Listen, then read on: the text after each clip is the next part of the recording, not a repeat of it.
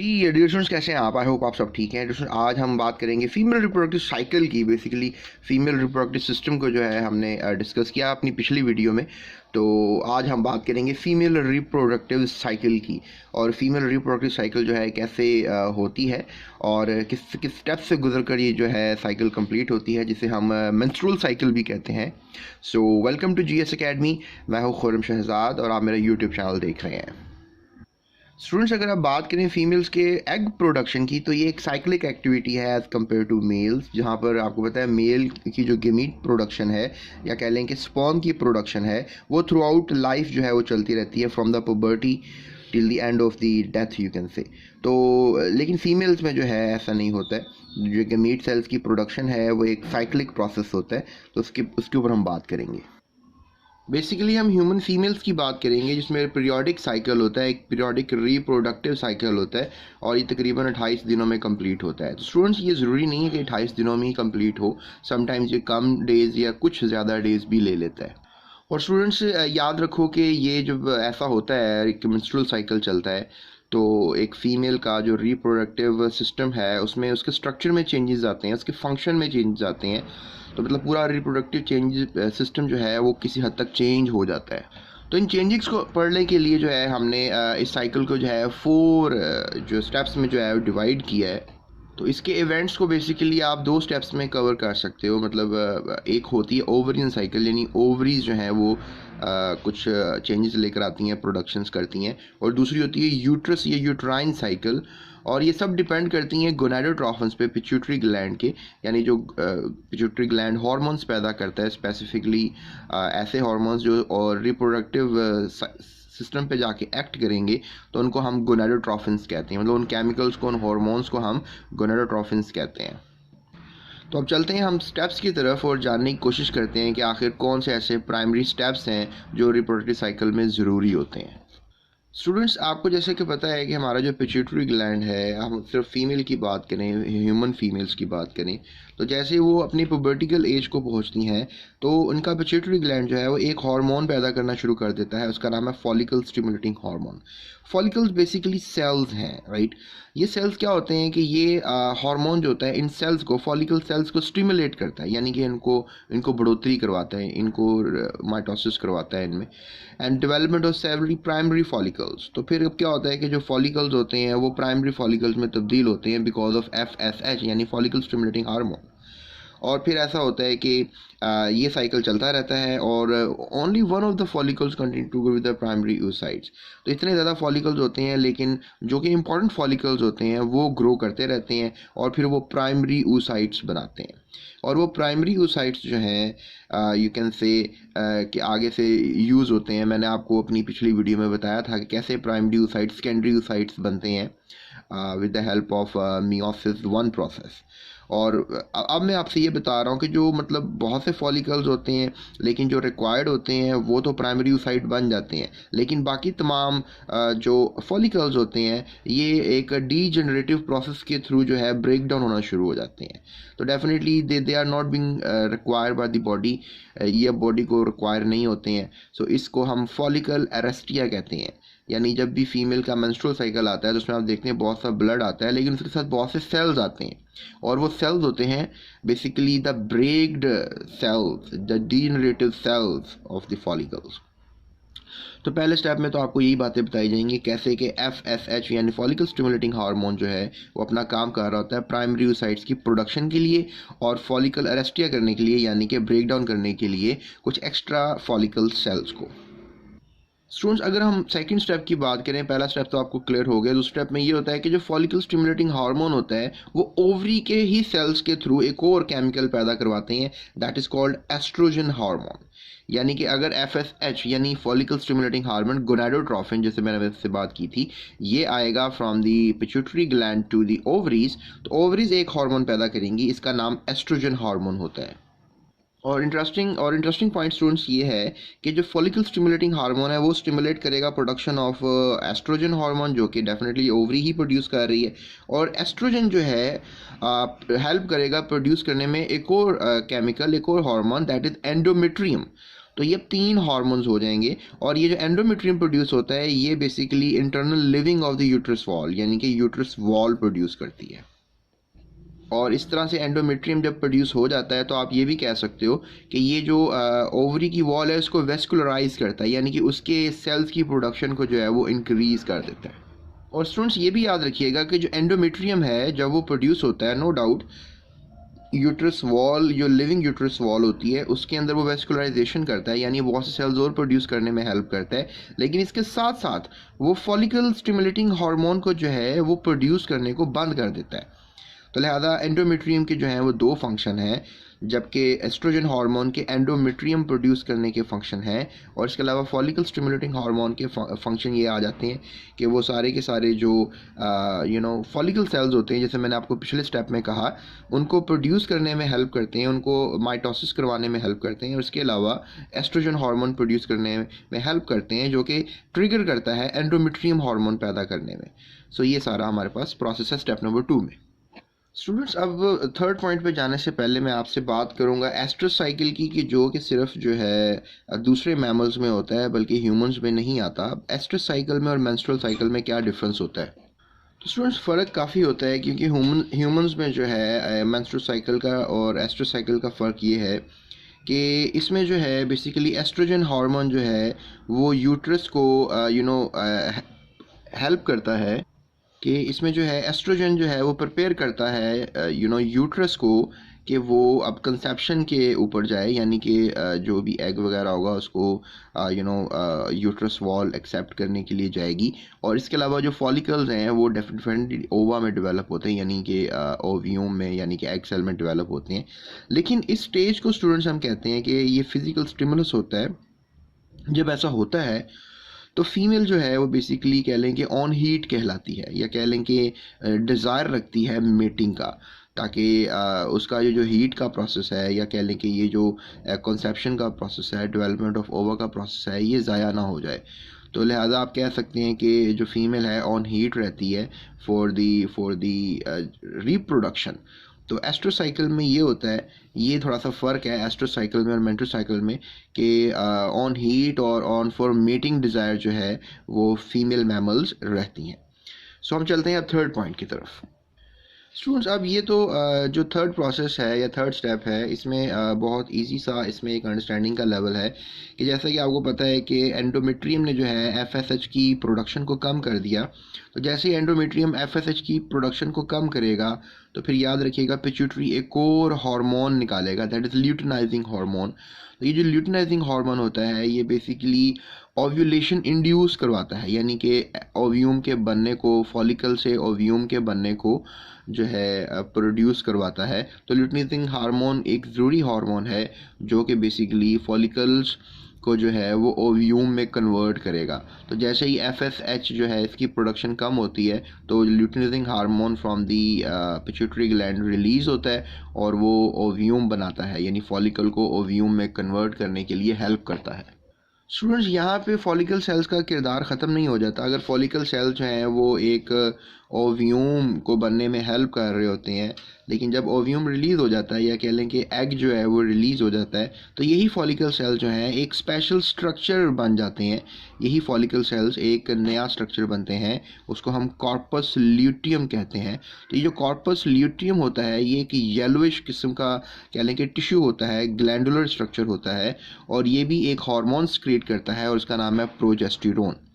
तो अभी तक मैंने आपको 4 हार्मोन्स बता दिए, इनमें follicle stimulating hormone, endometrium, luteinizing hormone, और इसके अलावा अब हम बात कर रहे हैं प्रोजेस्टेरोन की। अब प्रोजेस्टेरोन के फंक्शन की बात करते हैं। स्टूडेंट्स बेसिकली इसके तो हम प्रोजेस्टेरोन के फंक्शन की बात करते हैं, तो लेकिन इसमें मैं आपको एक और चीज़ बताना चाहूँगा कि एंडोमेट्रियम को आप कह सकते हो कि ग्रुप ऑफ सेल्स कह सकते हो जो कि यूट्रस वॉल में होते हैं। तो इसको आप हार्मोन्स ना कहो तो ये बेहतर ही रहेगा, क्योंकि जो प्रोजेस्टेरोन होता है वो भी एंडोमेट्रियम को डेवलप करने की बात कर रहा होता है, यानी कि इस एंडोमेट्रियम वॉल को बनाने की बात कर रहा था ताकि ये रिसेप्टिव हो जाए for the implantation of the zygote. तो एंडोमेट्रियम जो है बेसिकली वो एक वॉल है यूट्रस के अंदर जिसने एग को जो है वो अपने अंदर एब्जॉर्ब करना है, पकड़ना है उसको, तो जाइगोट बनेगा। और फिर डेफिनेटली एग और एंडोमेट्रियम के दरमियान जो है एक और ग्रुप ऑफ सेल्स आएंगे जिनको हम प्लेसेंटल सेल्स कहेंगे, और प्लेसेंटा जो है वो बनेगा। तो लिहाजा 3 हार्मोन्स को फिलहाल आप दिमाग में रखें। Endometrium is not a hormone, endometrium एक बेसिकली लाइनिंग है सेल्स की यूट्रस वॉल पे। लिहाजा no doubt follicle stimulating hormone endometrium की डेवलपमेंट में बड़ा किरदार अदा कर रहा है, लेकिन बाद में एंडोमेट्रियम जो है वो बताते खुद फॉलिकल स्टिमुलेटिंग हार्मोन को जो है वो बनना बंद कर देती है। लेकिन जैसे ही फॉलिकल स्टिमुलेटिंग हार्मोन बनना बंद हो जाता है तो लुटिनाइजिंग हार्मोन जो है वो ओव्यूलेशन करवाने में हेल्प करता है। इसके साथ साथ फिर फॉलिकल सेल्स का एक ग्रुप ऑफ सेल्स आ जाते हैं, और फॉलिकल सेल्स जो ग्रुप ऑफ सेल्स आ जाते हैं वो कॉर्पस ल्यूटियम बनाने में हेल्प करते हैं, और कॉर्पस ल्यूटियम प्रोजेस्टेरोन हार्मोन बनाने में हेल्प करता है। और प्रोजेस्टेरोन फिर दोबारा जो है इसका यही फंक्शन होता है कि एंडोमेट्रियम को मैच्योर किया जाए, डेवलप किया जाए, ताकि जाइगोट अपनी जगह पे आके इम्प्लांट हो जाए और प्लेसेंटल फॉर्मेशन शुरू हो जाए। सो हम बात करते हैं चौथे स्टेप की। स्टूडेंट्स, अगर स्पर्म नहीं आता और स्पर्म के ना आने से जो है कह लें कि जो डेवलपमेंट का प्रोसेस है वो नहीं हो पाता, यानी कि जो जाइगोट है वो बन ही नहीं पाता, फर्टिलाइजेशन ही नहीं हो पाती, तो डेफिनेटली जाइगोट को प्रिपरेटरी प्रोसेस तो जाइगोट के लिए था ना, तो जाइगोट तो बना नहीं, तो फिर ये कॉर्पस ल्यूटियम जो है वो भी ख़त्म होना शुरू हो जाता है। यानी कि कॉर्पस ल्यूटियम के ख़त्म हो जाने का मतलब ये है कि अब वो बेसिकली जो सेल्स हैं, जो टिश्यूज़ हैं, जो फॉलिकल्स के इकट्ठे होने से एक ग्लैंड बना था वो डीजनरेट होना शुरू हो जाता है, और उसके डीजनरेट होने से क्या होता है कि प्रोजेस्टेरोन हार्मोन बनना बंद हो जाएगा, और इसका इफ़ेक्ट ये होगा कि जो एक एंडोमेट्रियम डेवलप हुई थी, स्पॉन्जी सी थी, यानी कि एक्सेप्टेबल थी फॉर द जाइगोट, उसकी स्पॉन्जीनेस ख़त्म होना शुरू हो जाएगी, यानी इसकी एक सॉफ्टनेस ख़त्म होना शुरू हो जाएगी, और वो भी ब्रेक डाउन का शिकार होना शुरू हो जाएगी, वो भी टूटना शुरू हो जाएगी। एंडोमेट्रियम जो बनी थी वो नहीं बन पाएगी, और इसकी वजह से जो है वो ब्लड भी डिस्चार्ज होना शुरू हो जाएगा, क्योंकि इसकी स्पॉन्जीनेस ख़त्म होगी तो बस कुछ एरेडिकेशन होगी, तो एक डेब्रिस जो है मतलब कह लें बहुत से सेल्स का एक डेब्रिस जो है वो निकलता हुआ नज़र आएगा, इसको हम मेंस्ट्रुएशन कहेंगे। So this stage usually last for 3 to 7 days, और फिर ये 3 दिन से लेकर 7 दिन तक ये डेब्रिस बॉडी से बाहर निकलता रहेगा। इसको हम कहेंगे कि ये अब मेंस्ट्रुअल साइकिल का कंप्लीशन होने जा रहा है।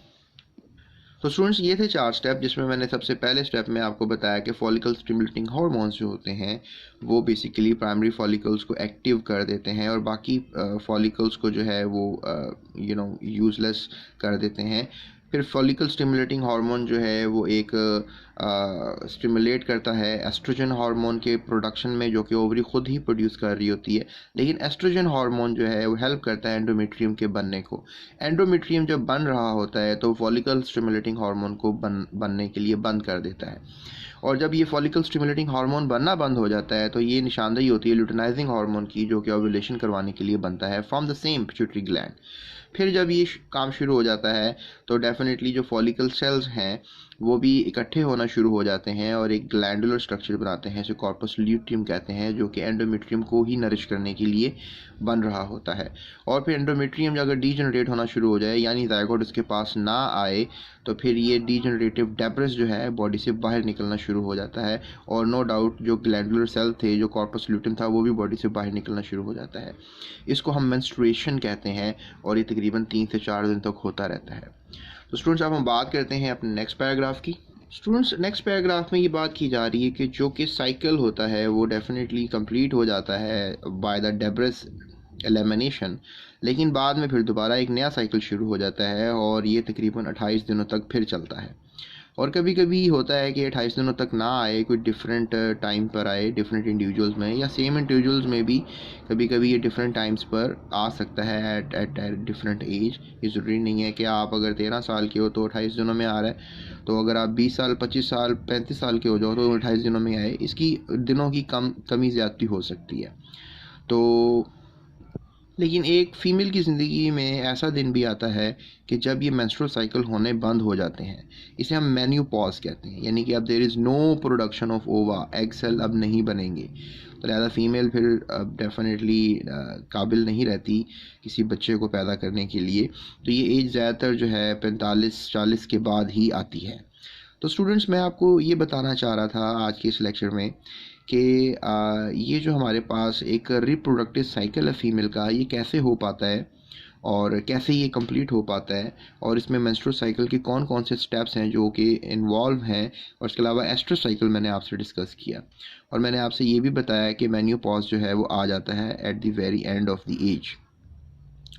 आप मुझे अब ये बात बताओ कि आखिर एक जो फीमेल है वो कितने एग्स डेवलप करती है through out his life. Definitely अगर 28 दिनों में एक एग प्रोड्यूस हो रहा है, तो आप बताओ कि अगर एक एवरेज फीमेल है कितने के एग्स प्रोड्यूस कर सकती है। हमने ये पढ़ा था कि एक जो मेल है जो कि through out the life sperms produce करता रहता है, वो तो बहुत से ज़्यादा स्पर्म्स प्रोड्यूस करता है, ट्रिलियंस की तादाद में। लेकिन एक फ़ीमेल ट्रिलियंस की तादाद में एग्स पैदा नहीं करती है। तो my question from you guys is कि आप बताओ कि कितने एग्स प्रोड्यूस करती है एक female through out his life. Students, एक और मैं आपको बात आखिर में बताता चलूँ कि जो फीमेल होती है उसको एक इमोशनल स्ट्रेस दिया जाए या उसको खाने पीने को प्रॉपरली ना दिया जाए, तो फिर उसका रिप्रोडक्टिव साइकिल डिस्टर्ब हो जाता है और डेफिनेटली ये 28 दिनों में फिर कंप्लीट नहीं हो पाता। तो लिहाजा इसलिए हमें फ़ीमेल्स के इमोशंस का और उसकी नरिशमेंट का जो है ख्याल करना चाहिए। स्टूडेंट्स, इस साइकिल में इस पिक्चर में हम आपको दिखाएंगे कि कैसे सब चीज़ें हो रही हैं। लेट्स से दैट ये ओवरी है, right, it is inside of the ovary. और ये जो आपको नीचे पिक्चर नज़र आ रही है ये बेसिकली कह लें ये यूट्रस की वॉल है, और ये वो बेसिकली कह लें फॉलिकल्स हैं जो कि ओवरी में है। बेसिकली ऊपर वाला जो सेक्शन है ये ओवरी का है और जो नीचे वाला सेक्शन है ये यूट्रस का है। तो यहाँ पर बताया जा रहा है कि आप देख रहे हो कैसे यूट्रस की जो बाउंड्रीज़ हैं वो थिक होती चली जा रही हैं और यहाँ पे डिस्ट्रक्शन शुरू हो गई है। तो ये मेंस्ट्रुएशन हुई है और यहाँ प्रोलिफरेटिव फेज़ है इस वक्त, और अब ये सिक्रेटरी फेज़ है, यानी कि ये अब डेवलप्ड फेज़ है। ये हिस्सा अब रेडी है for the exception of the uh zygote you can say. और अब जाइगोट ना मिला तो फिर ये डिस्ट्रक्शन हो जाएगी इस वॉल की। तो जैसा कि मैंने आपको बताया कि कैसे टाइम टू टाइम जो है डिफरेंट इवेंट्स हो रहे होते हैं ओवरी के अंदर। आप ये देखो कि यहाँ पर प्राइमरी फॉलिकल्स जो हैं वो हेल्प कर रहे हैं फॉर द सेकेंडरी सेल्स बनाने के लिए, यानी oocytes बनाने के लिए, और कुछ फॉलिकुलर सेल्स जो हैं वो साथ साथ डेवलप कर रहे हैं। और यहाँ पर आपको नज़र आ रहा है कि यहाँ पर भी बहुत से फॉलिकुलर सेल्स हैं जो कि फॉलिकुलर सेल्स क्या कर रहे हैं, कॉर्पस ल्यूटेम बनाने, जो प्रोजेस्टेरॉन वगैरह बनाने का काम करते हैं। और फिर ये प्रोजेस्टेरॉन वगैरह आपको पता है कि ये जो है हेल्प कर रहा होता है for the uterus wall development. तो अब यहाँ पर ओव्यूलेशन हो रही है, यानी कि ये अब एक कोरोना रेडिएटा एक सेल ऐसा डेवलप हो चुका हुआ है जो कि बेसिकली कहलाता है सेकेंडरी oocyte। ये एक पूरा एक सेल अब डेवलप हो, इसे आप एग सेल कह सकते हैं। और अब यहाँ पर ये दिखाया जा रहा है कि कैसे एक फॉलिकल डेवलप कर रहे हैं और कैसे कॉर्पस ल्यूटियम बन रहा है, और एक रिग्रेसिव कॉर्पस ल्यूटियम यानी तबाह हो गया हुआ है। यानी कि ये कॉर्पस ल्यूटियम का डेवलप होना इस ओवरी वॉल के डेवलप होने के साथ साथ ही हो रहा होता है। और इस तरीके से जो है आप कह लो कि एक पूरी ह्यूमन फीमेल में एक ओवरियन साइकिल एंड एक यूट्राइन यानी यूट्रस साइकिल जो है वो कंप्लीट होती है। अब हम बात करते हैं बर्थ की। तो स्टूडेंट्स, बर्थ तो अगला टॉपिक है, लेकिन इस पर बात करेंगे हम अपनी नेक्स्ट वीडियो में, राइट। तो पार्ट 3 इस वीडियो का लाजमी देखिएगा, जिसमें हम आपको सारी डिटेल्स बताएंगे कि आखिर बर्थ क्या होती है और कैसे ये प्रोसेस हो पाता है। तो स्टूडेंट्स, ये थी आज की वीडियो जिसमें हमने सीखा ओव्यूलेशन के बारे में और उसके स्टेप्स के बारे में कि कैसे हो पाती है एक फीमेल रिप्रोडक्टिव सिस्टम में ओव्यूलेशन का process. Students, that's it. Thank you so much. अपना ख्याल रखिएगा। जाते हुए चैनल को सब्सक्राइब लाजमी कीजिएगा।